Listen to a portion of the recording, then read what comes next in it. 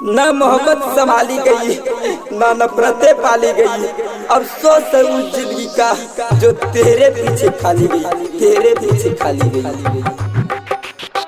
दिल तोरे से पहिले गे सोना तू मन ले जे बतिया गे सोना प्यार करके हमारा जे धोखा कायज दिलगे गे सोना प्यार करके हमारा जे धोखा कायज दिलगे। Recording by SR Studio. DJ Kanchan Raj Muzaffarpur. हमारा जे धोखा कायज दिलगे। तोर दिलही सोना हमर सोचल सब यार मनवा गे सोना प्यार करके हमारा जे धोखा कायज दिलही गे सोना प्यार करके हमारा जे धोखा कायज दिलही गे।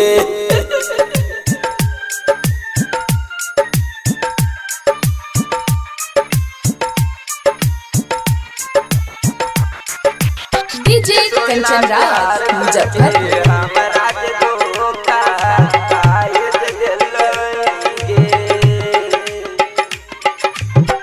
एक बेरी हमरे से जे मिलत जे सोना के देख दिया सुंदर सूरतिया मनाई ले मनवा गे सोना प्यार करके हमारा जे धोखा कायज दिलगे।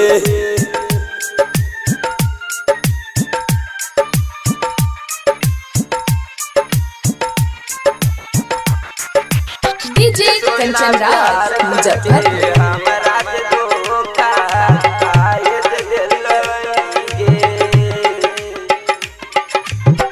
कैली जे साथी हमरा करियन दूसरा के संगवा गे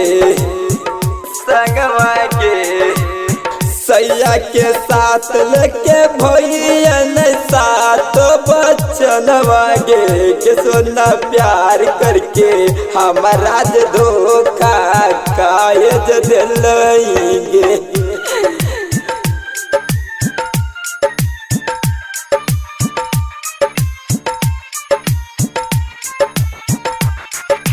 डीजे कंचन राज मुजफ्फरपुर। हमारा जे धोखा कायज दिलगे। तोर लिया जइया के दिलवा दुखाई के सपनवा गे